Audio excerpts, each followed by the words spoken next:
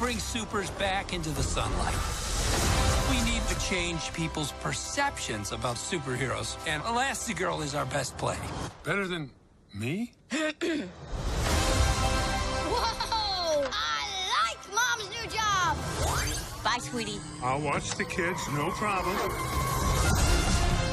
That's not the way you're supposed to do it, Dad. They want us to do it this I don't way. know that way. Why would they change math? Math is math. Okay, Math Dad. is math. Hello? Hey, honey. How are the kids? Everything's great. Is she having adolescence? And Jack? He's in excellent health. Whoa, what the? Num num cookie. Oh, my God. Cookie. Wow, okay. That is freaky. You know it's crazy, right? To help my family, I gotta leave it. To fix the law, I gotta break it. You've got to, so our kids can have that choice. Aloha. This is Trinidad, the Island Man, your Island Man, coming to you live once again from beautiful Hawaii here on the island of Oahu, bringing you, yes you, the best movie reviews on the entire island of Oahu.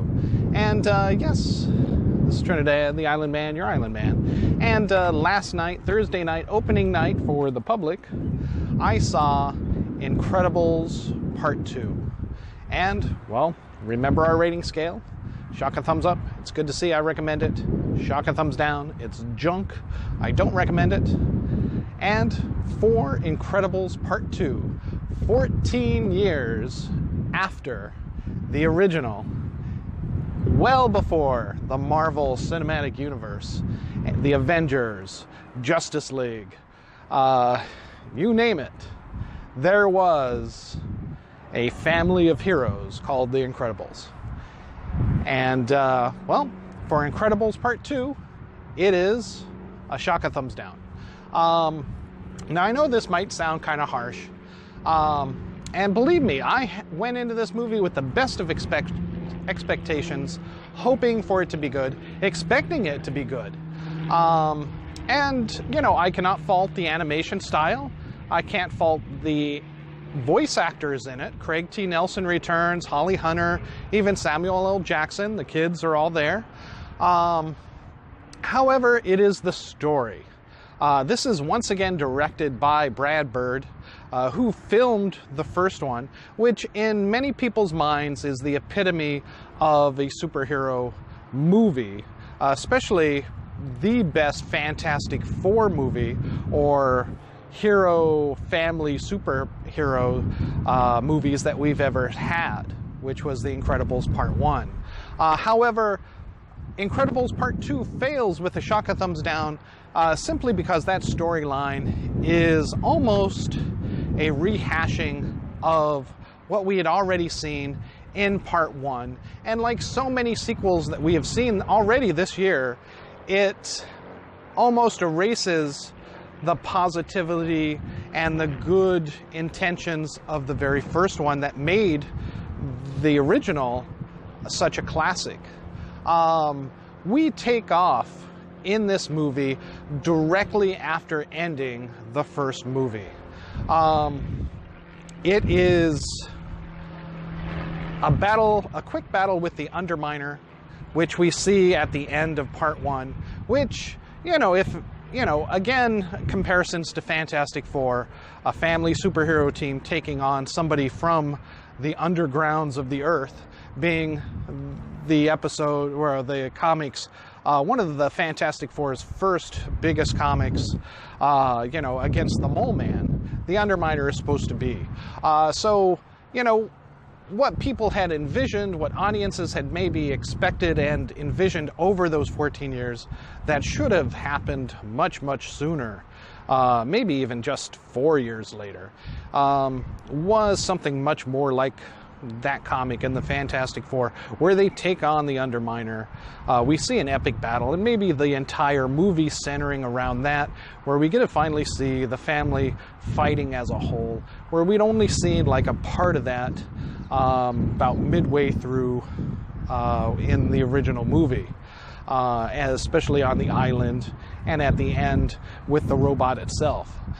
Here in Part 2, it is, well, at the end of Part 1, because they had stopped Syndrome and everything associated with him, he goes ahead and basically, what it appears to be in the first movie at the end, the heroes are back in the public eye, seen as positive, but right away, with the failure, again, spoiler, failure to capture the Underminer in such a lowbrow way, whereas as a family, it seemed like it would have been easy work for them, or at least to go into it more in depth, more serious, which would have been a better plot point, I think, and storyline. All that is undone. Basically, whatever positive effect the Incredibles had against Syndrome and bringing them back into the public light, because they fail with the Underminer, and the Underminer destroys much of the city. They are once again cast out of society, the public eye, and ridiculed.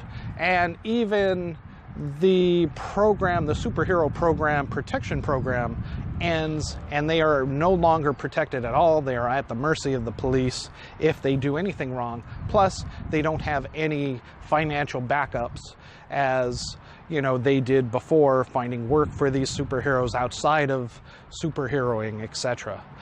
So pretty much within the first 20 minutes of the movie, these great heroes from the first movie are left destitute almost, living in a motel, until a powerful benefactor, which you've seen in the previews, comes in and basically entices Elastigirl, instead of Mr. Incredible this time, to come back and take the forefront and perform superhero activities, which I have no problem with Elastigirl being the focus, but then that should have been a focus in the first movie, or at least not 14 years later. They should have taken a few years later and seen how everybody worked as a team, and done this and brought in the whole family, because that's what we were left with from part one. So those are my primary critical issues in this.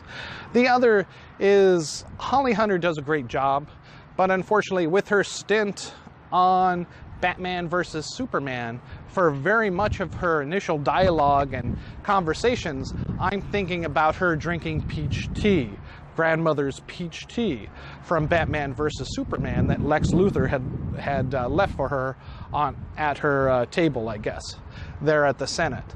Now maybe that's a personal problem. I don't know if any of you had that same issue with this movie, but it's just something that kept gnawing in my mind. That and, well, the overall setup, the story again, just seemed very similar, whereas the benefactor turns out to be more malevolent than, we had expected. Again, playing up to those same tropes that we had seen in the original movie, thus, kind of deflating the excitement for the plot. It does take some different twists and turns, and we are introduced to more superhero characters about halfway through the movie, which flows into the end. And so, like I said in my Instagram review, that the third act saves this movie, because that's where we get the action. That's where we get the family team up and everyone coming back together, very much like, again, the first movie. If this had been a standalone movie, it might have gotten a shock, a thumbs up, if we'd never heard of The Incredibles Part 1.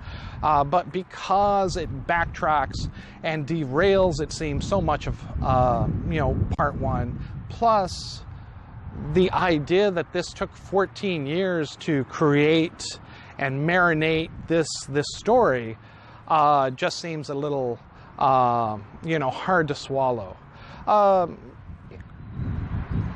One can't help but also wonder, with the political climate, the social climate, with the attitudes of the Me Too movement if maybe centering it on Elastigirl will hurt this movie overall.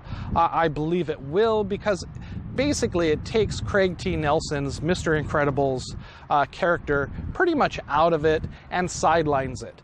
Without the Me Too movement and all the political ramifications, social ramifications of that, it might have been more interesting, you know, and not as in-your-face overt as a political statement of a movie, you know, by saying, oh, we don't need the man in this, we can keep the woman and bring her up to the forefront. And they play towards that a little bit, introducing another female hero that looks up to her. The public is more accepting of this female hero, Elastigirl, you know, so much more than, say, someone else.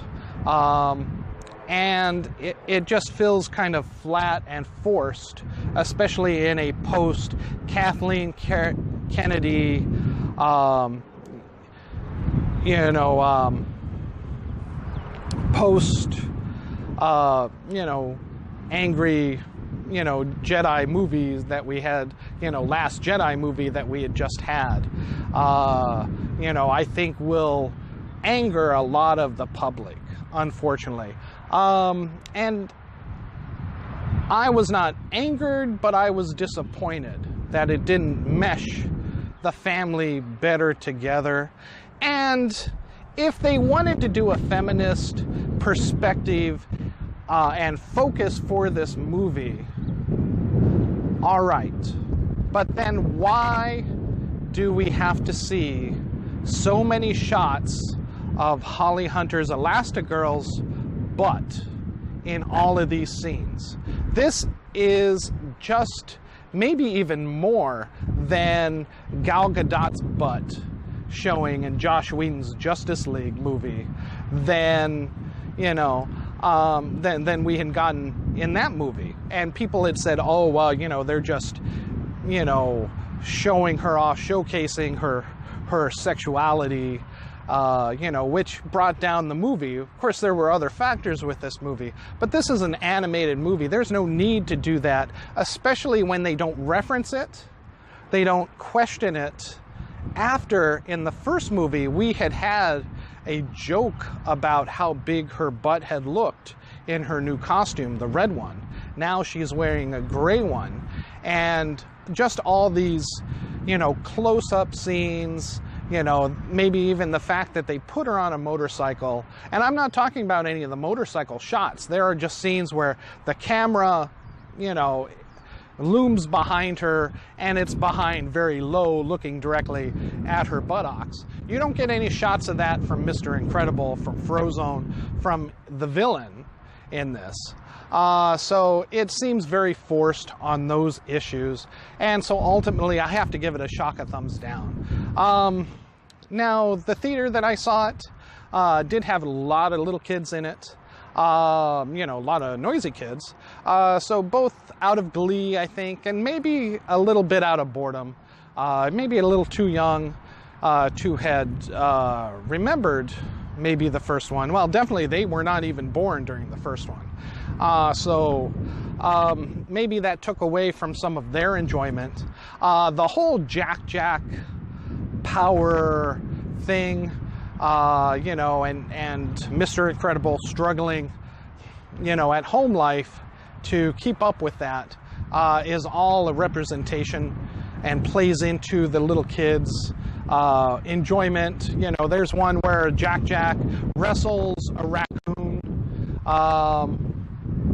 and, you know, that reminded me very much of like the Ice Age movies with the squirrel character getting that nut and running around trying to get it. Well, in this one, it's a raccoon. And, you know, it just, you know, little kids enjoyed it. It was funny for them. You know, it gets a little tedious for maybe the adult audience who was expecting something more highbrow like the first movie that we had gotten. All right, those are just some of my issues with it. Again, shock a thumbs down for Incredibles 2. If you do see it, I'd suggest seeing it during the matinee, or, on Tuesdays for $6 at Consolidated, or Monday, Wednesday, Tuesday for $7 at Consolidated. $6 at the Regal on Tuesdays, or the matinee. Better yet, just wait until it comes on DVD, streaming, for your kids. That way you can play it again and again for them, which they will like some of those scenes. If you were a hardcore fan of the first one, you're not going to love it as much. But if you're interested in taking your son who had only seen the original on video, you might want to take him to go see it, her to go see it, just to round out their superhero-ness. But again, in the age of Ultron, in the age that we live in now, with the MCU being 10 years and having just witnessed a marvelous movie of Infinity War, Avengers Infinity War, I can't help but feel that this is a lot smaller scope than it could have been if we had never seen the MCU grow to what it has now. All right, thank you so much. This is Trinidad the Island Man, your Island Man. Tell me what you think down below, if you think I'm off my rocker with this after you've seen the movie. But these are some of the thoughts and concerns that I had with it that took it away from me. All right, thank you so much. And again, this is Trinidad the Island Man, giving Incredibles 2 a shaka thumbs down. Thank you so much, and aloha.